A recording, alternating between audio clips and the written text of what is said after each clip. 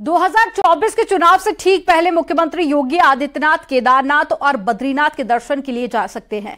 CM योगी के प्रस्तावित दौरे को लेकर मंदिर समिति ने तैयारियां तेज कर दी हैं और बद्री केदार मंदिर समिति के मुताबिक 7 अक्टूबर को मुख्यमंत्री योगी केदारनाथ धाम में दर्शन और रात्रि विश्राम भी करेंगे, जबकि 8 अक्टूबर को उनका बद्रीनाथ धाम में दर्शन के बाद में पूजा अर्चना का कार्यक्रम है। तो ये तस्वीरें आपको दिखा रहे हैं। देखिए, इस बार एक तरफ तो रिकॉर्ड टूट चुका है, वहीं दूसरी तरफ अब मुख्यमंत्री योगी आदित्यनाथ भी केदारनाथ की यात्रा पर जा रहे हैं और ऐसे में तैयारियां पूरी कर ली गई हैं। तो आपको बता दें कि सीएम के प्रस्तावित दौरे को लेकर मंदिर समिति ने तैयारी पूरी कर ली है। बद्री केदार मंदिर समिति के मुताबिक 7 अक्टूबर को सीएम योगी केदारनाथ दर्शन में पहुंचेंगे और उसके बाद में रात्रि विश्राम भी करेंगे और 8 अक्टूबर को भी उनका बद्रीनाथ धाम में दर्शन पूजा अर्चना का कार्यक्रम होगा। तो जिसको लेकर तैयारियां पूरी कर ली गई हैं। वहीं जल्द ही वो आप तस्वीरें भी देखेंगे जब मुख्यमंत्री योगी आदित्यनाथ बद्रीनाथ और केदारनाथ में पूजा अर्चना करते हुए नजर आएंगे। अनऑफिशियली जो जानकारी प्राप्त हुई है उसके हिसाब से 7 अक्टूबर को योगी जी का केदारनाथ धाम का कार्यक्रम है और रात्रि विश्राम केदारनाथ में ही करेंगे और अगले दिन 8 अक्टूबर को बद्रीनाथ धाम में पूजा अर्चना करेंगे और उसके पश्चात वापसी का उनका कार्यक्रम है। तो 7 अक्टूबर को केदारनाथ की यात्रा पर पहुंचेंगे सीएम योगी आदित्यनाथ और उसके बाद में बद्रीनाथ भी पहुंचेंगे। तो ये दौरा तय कर लिया गया है और साथ ही इसको लेकर तैयारियां भी मंदिर समिति की तरफ से पूरी कर ली गई हैं।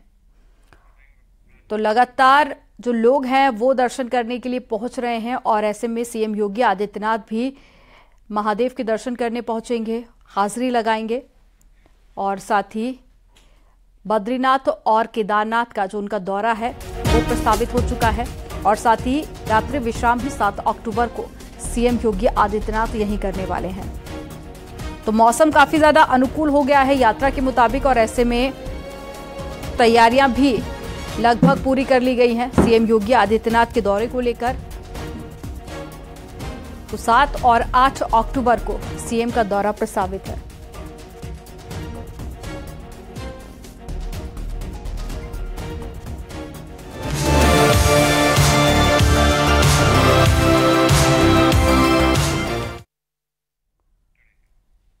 एशियन गेम्स में भारत के पदक वीरों ने इस बार रिकॉर्ड तोड़ प्रदर्शन किया है। भारत ने अब तक 81 मेडल जीत लिए हैं, जो एशियन गेम्स के 72 साल के इतिहास में सबसे ज्यादा हैं। इस रिकॉर्ड तोड़ प्रदर्शन में यूपी की बेटियों ने भी कमाल किया है।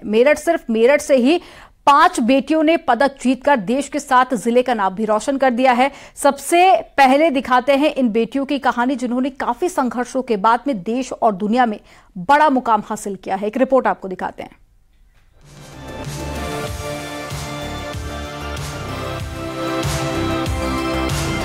मेरठ की बेटियों का चीन में डंका।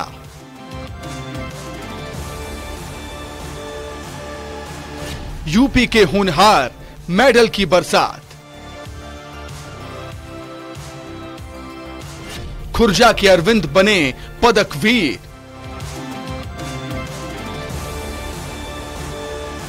बागपत के अखिल का निशाना चूक।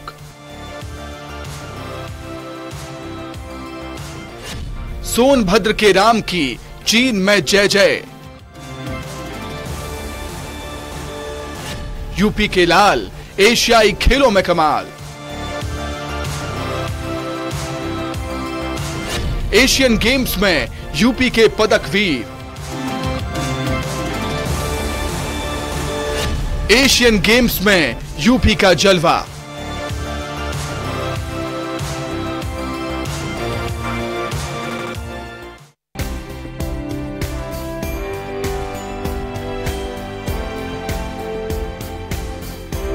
चीन में हो रहे एशियन गेम्स में यूपी की बेटियों ने रिकॉर्ड तोड़ प्रदर्शन किया है। एशियन गेम्स में यह पहला मौका है जब यूपी के किसी एक जिले की खिलाड़ियों ने 5 पदक जीते हों और 5 पदक जीतने वाली खिलाड़ी महिला हों। अभी तक जितने भी एशियन गेम्स हुए उनमें अधिकतर पुरुष खिलाड़ी ही छाए रहे, लेकिन वेस्ट यूपी की बात करें तो इस बार बेटियों ने ही बेटों पर दबदबा बनाया है। सबसे पहले बात करते हैं मेरठ के इकलौता गांव की उड़न परी पारुल की। चीन के हांगझाऊ में आयोजित एशियन गेम्स के ट्रैक एंड फील्ड इवेंट में मेरठ की एथलीट बेटी पारुल चौधरी ने शानदार प्रदर्शन करते हुए गोल्ड मेडल पर कब्जा किया है। मंगलवार को पारुल ने 5000 मीटर स्टीपल चेज स्पर्धा में स्वर्ण पदक अपने नाम किया। इससे पहले सोमवार को पारुल ने 3000 मीटर में रजत पदक जीता था। मेरठ की बेटी पारुल चौधरी ने एशियन गेम्स में कमाल करके दिखा दिया, करिश्मा करके दिखा दिया। मेरठ की बेटी पारुल चौधरी ने एशियन गेम्स में पहले सिल्वर मेडल जीता और फिर गोल्ड मेडल जीतकर देश को गौरवान्वित किया है। ये कहानी एक ऐसी बेटी की है जो कभी 14 किलोमीटर की पैदल यात्रा कर मेरठ के स्टेडियम में प्रैक्टिस के लिए जाया करती थी। पारुल के पिता किसान हैं। पारुल की मां कहती है कि बेटी का सपना ओलंपिक जीतने का है।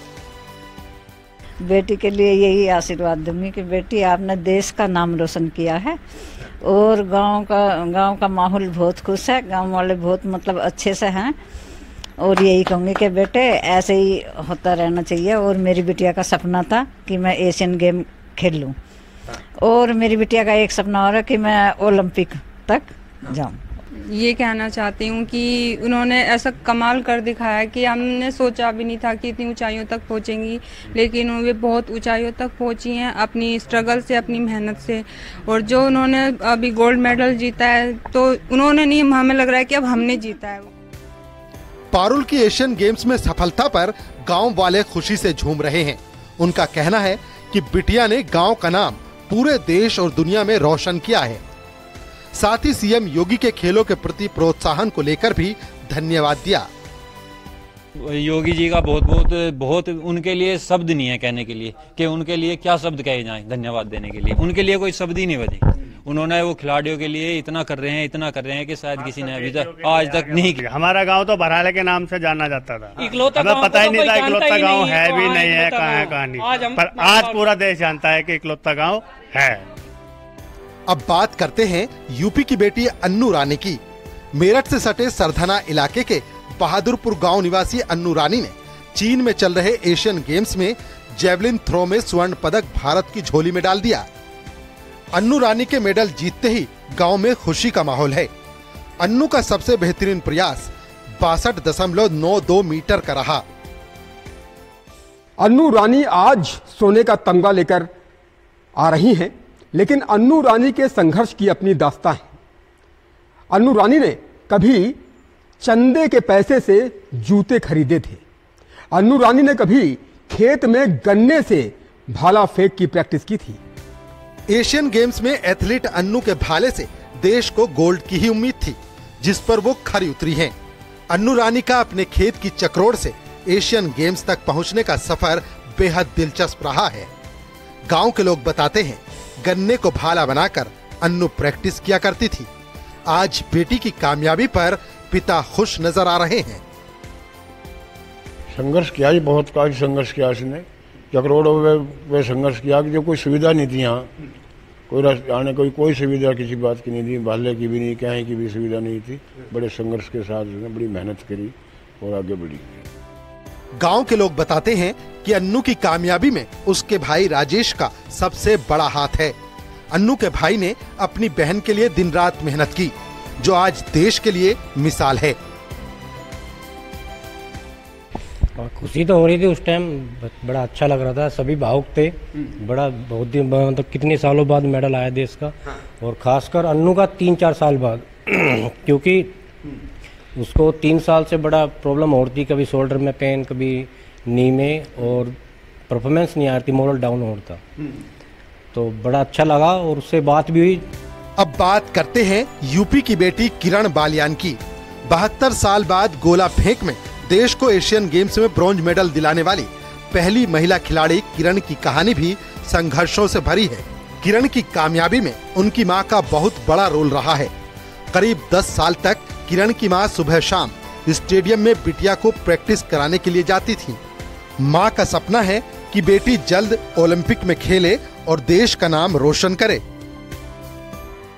मन का बेटी है, अकेला छोड़ना ठीक नहीं है, छोटी है, तो इसलिए मैं जाती थी। मेरा मन नहीं मानता था, मन का पता नहीं रास्ते में देर हो जाए, कुछ हो जाए, तो मैं इसलिए ही साथ रहती थी। और फिर वो मेरा साथ नहीं छोड़ती थी, मुझे साथ ही साथ रखती थी, वो अब भी साथ रखती है। वो मेरा भी मतलब सपना पूरा हो गया। अब ये है कि आगे वो ओलंपिक में और मेरा सपना हो जाए, फिर उसके बाद में अपना जो करेगी। मूल रूप से मुजफ्फरनगर की रहने वाली किरण बालियान के पिता ट्रैफिक पुलिस में हेड कांस्टेबल हैं। किरण बालियान खुद राजस्थान पुलिस सेवा में हैं। किरण ने शॉटपुट में नेशनल स्तर पर कई मेडल जीते हैं। किरण को पदक जीतने पर पिता ने भी भविष्य के लिए ढेरों शुभकामनाएं दी। ये तो खुशी का माहौल है मेरे परिवार, गांव में, पूरे देश में। ये मेडल मैं पूरे उत्तर प्रदेश के लिए समर्पित करूंगा जी। इनके अलावा महिला खिलाड़ियों में मेरठ की बहू सीमा पुनिया ने डिस्कस थ्रो में कांस्य पदक अपने नाम किया है। इन्होंने 58.62 मीटर थ्रो के साथ ये उपलब्धि हासिल की है। वहीं सोमवार को महिलाओं की 3000 मीटर स्टीपल चेज में प्रीति ने कमाल कर दिया। प्रीति ने कांस्य पदक अपने नाम किया। इन यूपी की बेटियों को न्यूज 18 की ओर से ढेर सारी शुभकामनाएं। मेरठ से न्यूज 18 के लिए उमेश श्रीवास्तव की रिपोर्ट।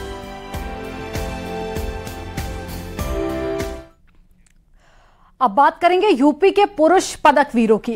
चीन में यूपी के 3 लाल ने कमाल कर दिखाया है। इन होनहारों में एशियन गेम्स में मेडल जीतकर देश के साथ में दुनिया में यूपी का नाम रोशन किया है। गोल्ड, सिल्वर, कांस्य जीतने वाले इन खिलाड़ियों की कहानी भी किसी संघर्ष से कम नहीं है। रिपोर्ट देखिए।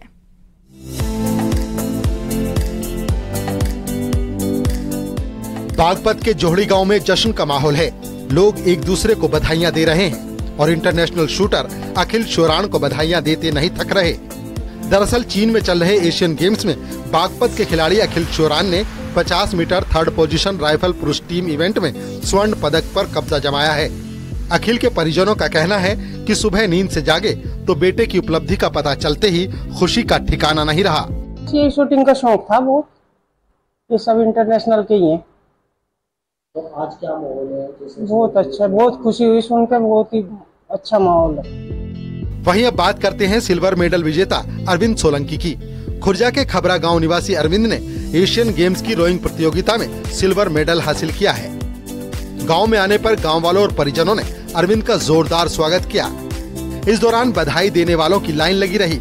इन लोगों की खुशी का आलम यह है कि गांव को एक जलसे में तब्दील कर दिया। लोग अखिल को माला पहनाकर खुशी का इजहार कर रहे थे।